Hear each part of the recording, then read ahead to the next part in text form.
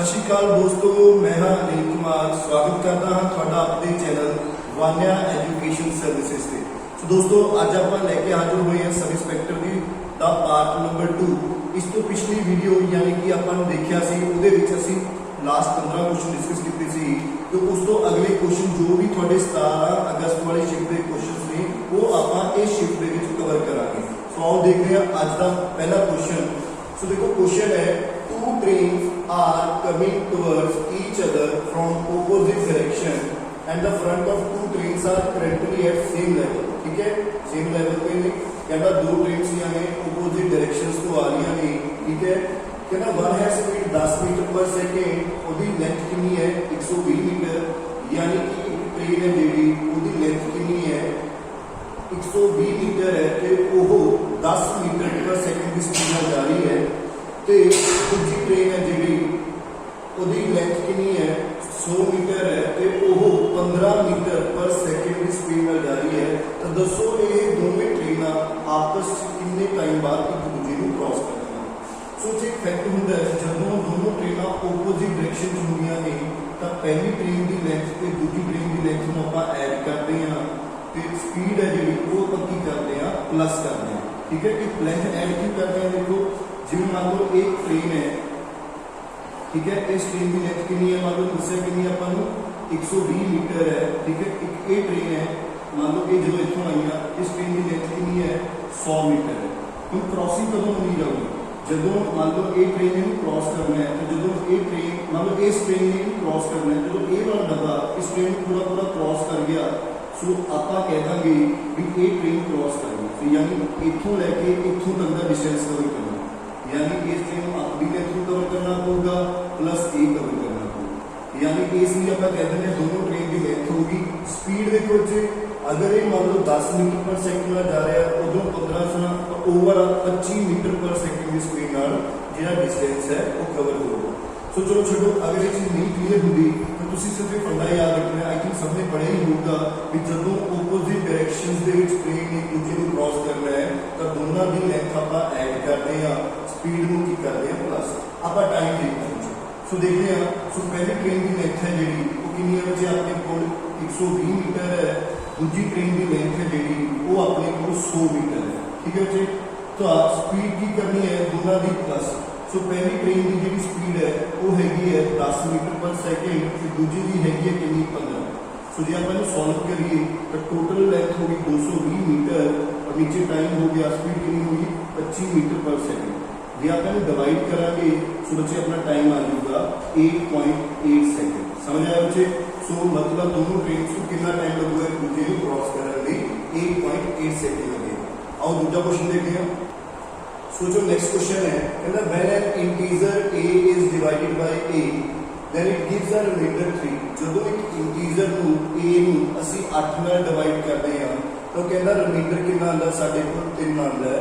कहना what will be the reminder, की reminder आऊगा if 6a is divided by 8, यानी उस नंबर को अगर आप 6 नाल गुणा कर दिए तो फिर 8 नाल डिवाइड करिए फिर की रिमाइंडर आऊगा। देखो जो बड़ा सिंपल सा क्वेश्चन है, मान लो थोड़े को एक नंबर है a है, तुसी उन्होंने 6 नाल डिवाइड किया, कितना डिवाइड किया 6 नाल डिवाइड किया। मान लो इतने कोई ना कोई क्वेश्चन आया तो रिमाइंडर कितना आया थोड़ा 3 रिमाइंडर है। ठीक है, तो तुसी कह सकते हो जी a की वैल्यू है थोड़ी वो कितनी आ गई 6 गुना क्यू प्लस 3, यानी कि ये थोड़े को a की वैल्यू है, कितनी वैल्यू आ गई थोड़े को a की वैल्यू आ गई। ठीक है बच्चे, हम कहता नंबर 6a यानी 6 नाल मल्टीप्लाई किया 6a यानी 6 नाल मल्टीप्लाई कर दिए तो a भी 6 नाल मल्टीप्लाई हो जाएगा। सो ये हो गया 36 क्यू यानी 6 × 18। फिर तुसी इस नंबर को 8 नाल डिवाइड किया, तुसी इस नंबर को 8 नाल डिवाइड किया। सो देखो की होगा बच्चे थोड़े को नंबर रिमाइंडर थोड़े को की आया अपने को 6 प्लस 3। सॉरी मैं तो गलत कर गया, इससे थोड़ा जिहा गलत कर गया क्योंकि नंबर को आप 8 नाल डिवाइड कर रहे हैं। सो नंबर को आप 8 नाल डिवाइड कर रहे हैं। चलो मैं तो एक और एग्जांपल लेता हूं छोटे मैं एक नंबर लेना जस्ट एग्जांपल, चलो इसी में चल रहे एक नंबर है a, उसी उसको 8 नाल डिवाइड किया। मान लो इतने कोई ना कोई क्वेश्चन आया तो रिमाइंडर थोड़ा आया 3, तो तुसी कह दोगे थोड़े को जी a की वैल्यू आई है वो कितनी आई है 8 क्यू प्लस 3। सो ये 8 की वैल्यू आ गई ਹੁਣ 6a ਦੀ ਵੈਲਿਊ ਕੀ ਆਊਗੀ, ਇਹਨੂੰ 6 ਨਾਲ a ਨਾਲ ਮਲਟੀਪਲਾਈ ਕਰਤਾ ਤਾਂ ਇਹਨੂੰ 6 ਨਾਲ ਕਰੋਗੇ, ਇਹ ਹੋ ਗਿਆ 48 ਕਿਉਂ 6 ਕੀ ਹੋ ਗਿਆ 18। ਹੁਣ ਅਗਰ ਤੁਸੀਂ ਇਹਨੂੰ 8 ਨਾਲ ਡਿਵਾਈਡ ਕਰੋਗੇ ਤਾਂ ਹੁਣ ਰਿਮਾਈਂਡਰ ਕੀ ਆਊਗਾ। देखो जो तुम 48 में 8 ਨਾਲ डिवाइड करोगे ये तो पूरा हो गया 48, बट जो तुम 18 में 8 ਨਾਲ डिवाइड करते हो तो थोड़े को रिमाइंडर कितना आया 8 दूनी 16 ਤੇ बाकी कितना बच गया 2 बच गया, यानी कि अपना आंसर ਕੀ ਆਊਗਾ, ਰਿਮਾइंडर कितना ਆਊਗਾ ਸਾਡਾ 2 ਆਊਗਾ। ਇਹ ਕੁਐਸਚਨ ਵਿੱਚ ਇਸ ਟਾਈਮ ਤੁਸੀਂ ਇਹ ਕਹਿ ਸਕਦੇ ਹੋ ਜੋ ਤੁਸੀਂ ਨੰਬਰ ਨਾਲ ਕਰੋਗੇ ਉਹੀ ਤੁਹਾਨੂੰ ਰਿਮਾइंडर ਨਾਲ ਕਰਨਾ ਪਵੇਗਾ, ਠੀਕ ਹੈ ਜੀ। ਜੋ ਤੁਸੀਂ ਨੰਬਰ ਨਾਲ ਕਰੋਗੇ ਉਹੀ ਤੁਹਾਡਾ ਰਿਮਾइंडर ਹੈ। देखो तुम नंबर जिम्मे एग्जाम्पल हो गए देते मान लो तुम नंबर दसना जिम्मे कि एग्जाम्पल है कि भी नंबर थोड़े को है 11 थोड़े को ये 11 है तुम 8 ਨਾਲ डिवाइड किया सो 8 1 8 आ गया रिमाइंडर कितना आ गया थोड़े को 3 आ गया, ठीक है जी। हम ए की वैल्यू होगी थोड़ी कितना 11 होगी। हम तुम इन 6 ਨਾਲ करोगे गुना तो की हो जाएगा 11 6 कितना हो गया 66। हम जो तुम 66 को 8 ਨਾਲ डिवाइड करते हो तो देखो की हो गया 8 8 64 रिमाइंडर कितना आ गया 2। मतलब कहना जो तुम नंबर नाल करोगे वही थोड़ा रिमाइंडर नाल करना पड़ेगा। अगर तुम नंबर को 6 नाल गुणा किया 6a किया तो थोड़ा रिमाइंडर भी 6 गुणा 3 यानी कि 18 हो जाएगा। सो 18 को अगर 8 नाल डिवाइड करोगे तो थोड़ा रिमाइंडर कितना होगा 2 आएगा। उम्मीद करता हूं कि समझ आया होगा। अगले क्वेश्चन में चलते हैं। नेक्स्ट क्वेश्चन है the length of the each side of a cube is 7 centimetre but is the total surface area of a cube. So कहते हैं क्यूब है जिसकी हरेक साइड 7 सेंटीमीटर है तो उसका सरफेस एरिया की होगा क्यूब का। तो देखो पहली गल तो आपको पता होना चाहिए क्यूब होंदा की है जस्ट 6 स्क्वायर्स को जोड़ के जो चीज बनती है दैट इज द क्यूब। और क्यूब की हरेक साइड आपको पता है सेम होंगी है। जे इसकी हरेक साइड यानी ए की वैल्यू 7 है तो इसका टोटल सरफेस एरिया कढ़ने का फॉर्मूला होगा साढ़े को बच्चों 6a स्क्वायर यानी 6 साइड का स्क्वायर। तो 6 a की वैल्यू साढ़े को 7 है यानी 7 का स्क्वायर। सो 7 का स्क्वायर साढ़े को है 49 49 अगर 6 ਨਾਲ गुणा करांगे 6 ਨਾਲ 54 6 चौका 24 24 ਤੇ 5 कितना हो गया 29 हो गया। यानी कि असं कह रहे हैं साडा जो आंसर आएगा वो 294 सेंटीमीटर क्यूब आएगा यानी 294 स्क्वायर आएगा क्योंकि क्यूब का वॉल्यूम होता है सेंटीमीटर स्क्वायर। सो साडा आंसर क्या आएगा 294 सेंटीमीटर स्क्वायर यानी कि साडा जो आंसर है वो थर्ड ऑप्शन है। आओ अगला क्वेश्चन देखते हैं। सो जो नेक्स्ट क्वेश्चन है the LCM of two prime number a and b is 141. What is the value of 5b and minus 2a? ठीक है जी। कहना दो प्राइम नंबर में a ਤੇ b ਉਹਨਾਂ ਦਾ ਜਿਹੜਾ एलसीएम है बच्चे वो कितना है 141 है। तो ਜਿਹੜਾ पहला नंबर है a ग्रेटर देन b ਦਾ मतलब हो गया कि ਜਿਹੜਾ पहला नंबर है वो दूसरे नंबर नालों की है बड़ा है।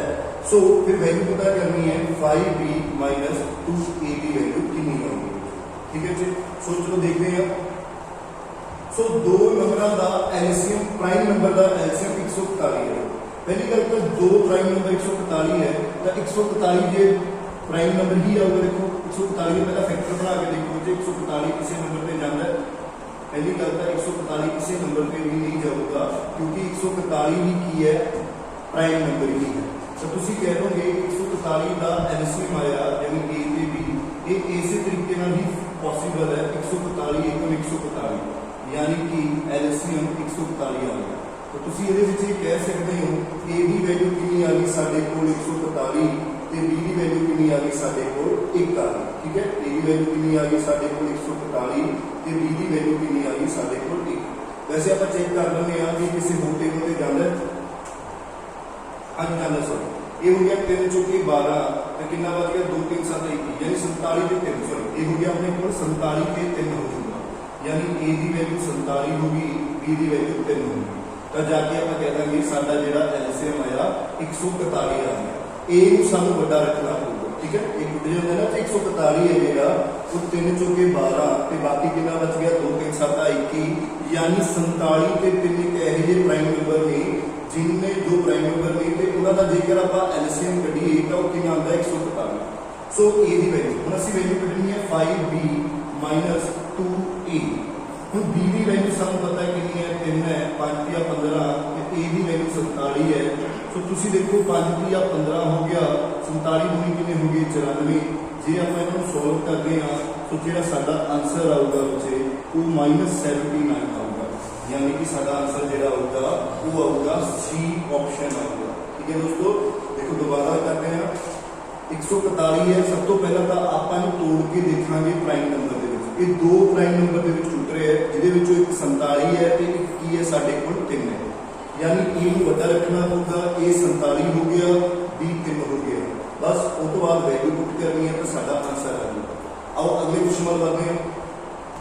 सो जी अगला क्वेश्चन है, which of the following option is correct formula for finding the roots of a quadratic equation ax square plus bx plus c, यानी कि अपने को एक इक्वेशन दी हुई है ax square plus bx plus c equal to 0। ਇਹਦੇ roots find करने ने तो ਇਹਦੇ ਲਈ ਕਿਹੜਾ ਫਾਰਮੂਲਾ ਦਊਗਾ। देखो ਇਹਦੇ ਵਿੱਚ ਫਾਰਮੂਲਾ ਕਿਹੜਾ ਹੁੰਦਾ ਹੈ, ਬੱਚੇ ਆਪਣੇ ਕੋਲ ਉਹਦੀ ਵੈਲਿਊ ਹੁੰਦਾ ਹੈ -b प्लस माइनस इतने डिस्क्रिमिनेट, यानी कि डिस्क्रिमिनेट का b square -4ac upon 2a एक फॉर्मूला होता है बच्चे अपने को क्वाड्रेटिक इक्वेशन दी हुई तो उसका रूट फाइंड करने का। आई थिंक अपने को 10वीं क्लास के फॉर्मूले यूज होंगे ने, 9th क्लास तो शुरू हो जाते हैं। आई थिंक मैंने लगता है सारे को क्लीयर होगा, जो नहीं क्लीयर बच्चे तुम फॉर्मूला याद रखना ही पैना है। ठीक है, सो इस इक्वेशन देखते हैं तो पहला ही इसका आंसर है, बाकी सारे की गलत है। सो इस क्वेश्चन का सही आंसर क्या होगा, ए ऑप्शन। नेक्स्ट क्वेश्चन है, an item was sold at a profit of 12%, had the item been sold for ₹180 more, the profit would have been 18%, the cost price of the item was। यानी कि वो इस question ਦੇ ਵਿੱਚ ਕੀ ਕਹਿ ਰਿਹਾ ਹੈ ਵੀ ਅਸੀਂ ਇੱਕ आइटम ਨੂੰ यानी ਕਿਸੇ ਚੀਜ਼ ਨੂੰ ਅਸੀਂ 12% ਲਾਭ ਦੇ ਵੇਚਿਆ, ਜੇਕਰ ਅਸੀਂ ਉਸ ਚੀਜ਼ ਨੂੰ 180 ਰੁਪਏ ਹੋਰ ਜ਼ਿਆਦਾ ਤੇ ਵੇਚਦੇ ਤਾਂ ਸਾਨੂੰ ਜਿਹੜਾ ਲਾਭ ਹੈ ਉਹ 18% ਹੋਣਾ ਸੀ। ਤਾਂ ਉਸ ਚੀਜ਼ ਦਾ ਕੋਸਟ ਪ੍ਰਾइस ਕੀ ਹੈ। ਸੋ ਦੇਖੋ ਆਪਾਂ ਮੰਨਾਂਗੇ, ਆਪਾਂ ਕਰਦੇ ਵੀ ਮੰਨ ਲਓ ਉਹ ਚੀਜ਼ ਮੈਂ 100% ਦੀ ਖਰੀਦੀ, यानी 100 ਦੀ ਖਰੀਦੀ ਜਾਂ 100% ਦੀ ਖਰੀਦੀ। ਠੀਕ ਹੈ ਜੀ, पहला मैं 12% प्रॉफिट होया, यानी कि वो चीज़ मैं किन्ने दा वेचिया 112% दे विच। ये कह रहा बच्चे भी जे मैं 100 की चीज़ खरीदी है 12% प्रॉफिट दे विच, यानी कि 112% दे विच, वो कहता बाद दे विच कितना प्रॉफिट होया 18%, यानी कि बाद दे विच उस चीज़ मैं किन्ने दा वेचिया 118% दे विच। देखो पहला मैं उस चीज़ को इन्ने दा बेचदा सी, हुण मैं उस चीज़ को इन्ने दा बेचिया तो किन्ने रुपए ज्यादा बेचिया, तो मैं कहना 6% ज्यादा बेचिया, और जो कि कितने बराबर है 180 रुपए ज्यादा बराबर है। तो जो 6% 180 के बराबर है तो 1% कितने बराबर आ गया 180 डिवाइडेड बाय 6, यानी कि 1% 30 रुपए के बराबर आ गया। 1% कितने बराबर आ गया 30 रुपए के। सो साडा कोस्ट प्राइस है जो 100% है, सो कहने का मतलब साडा जो कोस्ट प्राइस होगा बच्चे वो कितना होगा 3000 रुपए होगा। तो इस क्वेश्चन का सही आंसर किया जाएगा 3000 रुपए, साडा इस क्वेश्चन का सही आंसर है। सो नेक्स्ट क्वेश्चन है, if x is 0.2025 then what is the value of 16x square plus 8x plus 1 square root plus 6x। तो यानी कि सानू ये दिता होया x की वैल्यू दी हुई है ते असि इस दी वैल्यू कढनी है 16x square plus 8x plus 1 इधर ते plus 6x ਇਹਦੀ वैल्यू कढनी है। सोच देखो ਇਹਨੂੰ ਕਿਵੇਂ ਕਰਾਂਗੇ। तो पहली गल तो ਤੁਸੀਂ देखो एक परफेक्ट स्क्वायर बन रहा है, लेकिन जिवें ਆਪਾਂ करिए ये हो गया ਤੁਹਾਡੇ ਕੋਲ 4x ਦਾ स्क्वायर और ये हो गया 1 ਦਾ स्क्वायर और ये हो गया 2ab यानी 2 4x plus 1। ਤੇ ਧਿਆਨ ਨਾਲ ਦੇਖੋ ਜੇ ਇਹ ਬਣ ਗਿਆ ਤੁਹਾਡੇ ਕੋਲ ਫਾਰਮੂਲਾ ਇੱਕ a square plus b square plus 2ab। सो ਅਸੀਂ ਇਸ ਚੀਜ਼ ਨੂੰ ਕੀ ਲਿਖ ਸਕਦੇ ਹਾਂ a plus b ਦਾ ਹੋਲ स्क्वायर। सो साडे कोल a की वैल्यू हैगी है 4x प्लस b की वैल्यू कितनी है 1, ਇਹਦਾ ਹੋਲ स्क्वायर। सो ਜੇ सॉल्व करांगे ये कैंसिल हो गया, तो कहने का मतलब साडे कोल बचा 4x plus 1 और प्लस आ 6x है ये ना। सो ये हो गया साडे कोल 4x से 6x कितने हो गए 10x प्लस 1 बन गया। एक्चुअली ये आंसर आ गया। हुण ਅਸੀਂ ਕੀ ਕਰਾਂਗੇ x ਦੀ वैल्यू पुट कर देंगे। सो ये आ जाएगा ਤੁਹਾਡੇ ਕੋਲ 10 गुणा 0.2025 प्लस 1। जे तुसीं इसको मल्टीप्लाई करोगे ये हो गया ਤੁਹਾਡੇ ਕੋਲ 2.025 प्लस 1 यानी कि थोड़ा आंसर जो आऊगा 3.025 आंसर आएगा। सो इस क्वेश्चन का जो सही आंसर है बच्चे वो आऊगा 3.025 यानी कि डी ऑप्शन आंसर आएगा। सो जो नेक्स्ट क्वेश्चन है the square of which of the following number would be odd number, यानी इन्हां विचों किस दा जेड़ा स्क्वायर करिए वो ऑड नंबर दे विच ही आएगा। सो दोस्तों देखो सिंपल जी चीज है, जे तुसी ईवन नंबर का स्क्वायर करोगे तो हमेशा तुहाडे कोल ईवन नंबर का ही स्क्वायर आएगा। जिवें मान लो तुहाडे कोल 4 है, जे तुसी 4 का स्क्वायर करोगे 16, मान लो अगर 6 का स्क्वायर करोगे तो कितना होगा 36, अगर मान लो 14 का स्क्वायर करोगे 196, यानी अगर तुसी किसी ईवन नंबर का स्क्वायर करोगे तो थोड़ा जो स्क्वायर है वो किस आऊगा, मतलब ईवन च ही आऊगा।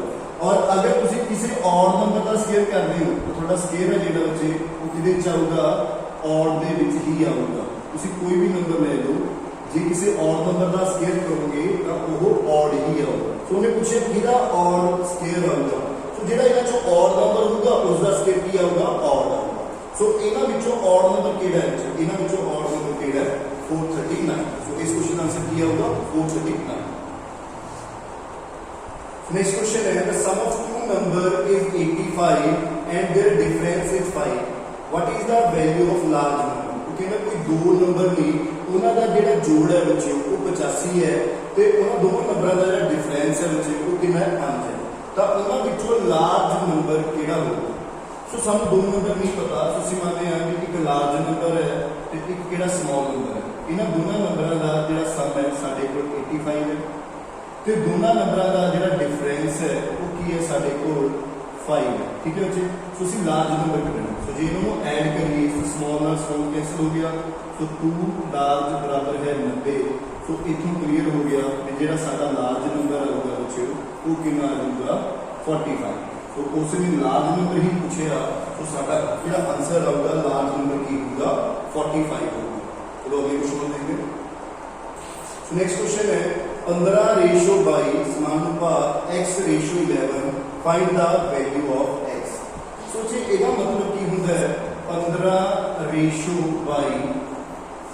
डबल x 11, यानी कि वो कहता जो रेशो 15 ਤੇ 22 ਦੀ है, यानी जो रेशो 15 ਤੇ 22 ਦੀ है वही रेशो की है x से 11 की है। सो सी x की वैल्यू पता करनी है, सो x की वैल्यू पता करनी है, सो हम क्रॉस मल्टीप्लाई करांगे, ये हो गया 15 गुना बटे 22 तो 11 थोड़ा इतने आ गया। सो सी x की वैल्यू पता करनी है, सो 11 गुनी 22, सो इन डिवाइड करांगे बच्चे तो की आ गया 7.5। सो x की जी वैल्यू आ गई साडे कोल वो आ गई साडे कोल 7.5। सो इस क्वेश्चन का सही आंसर की है 7.5।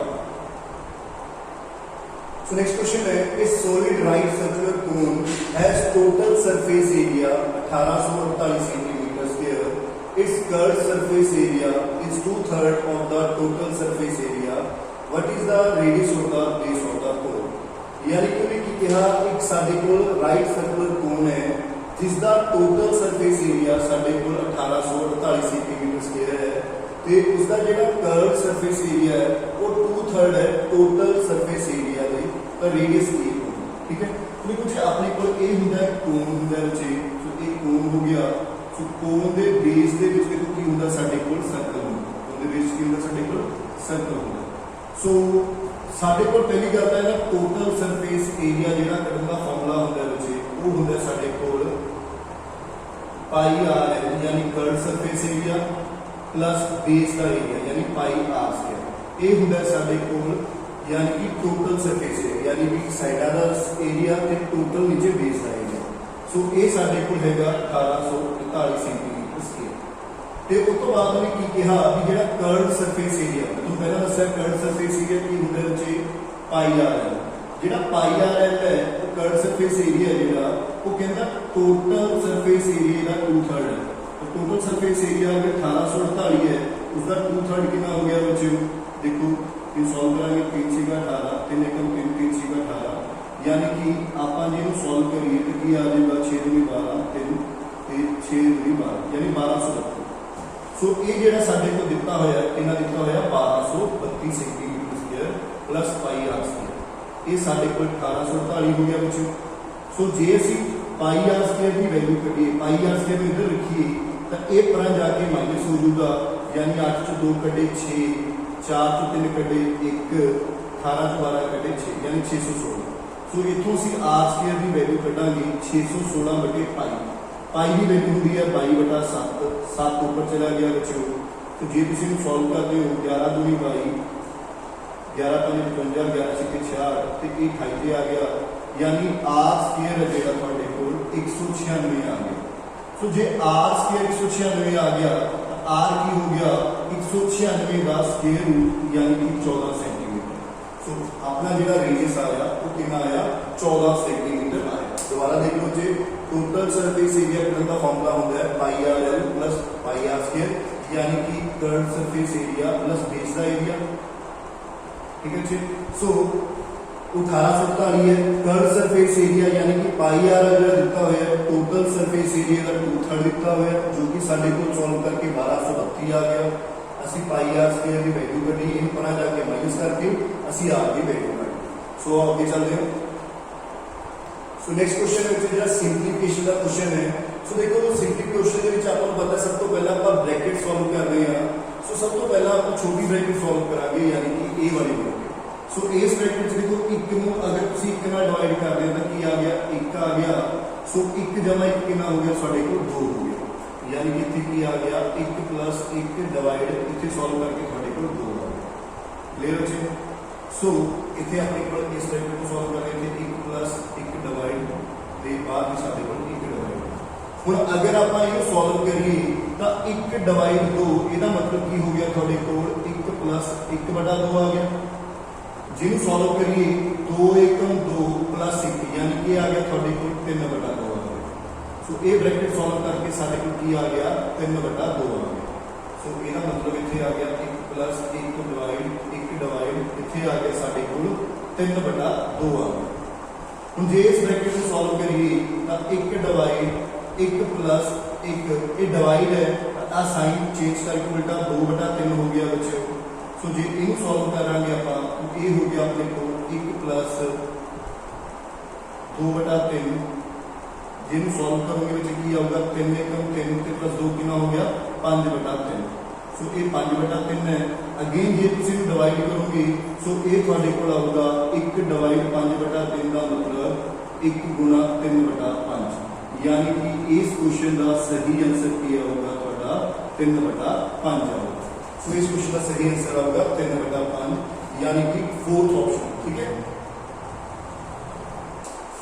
नेक्स्ट क्वेश्चन है greatest number which on dividing 1362 and 1618 leaves remainder 2 and 3 respectively.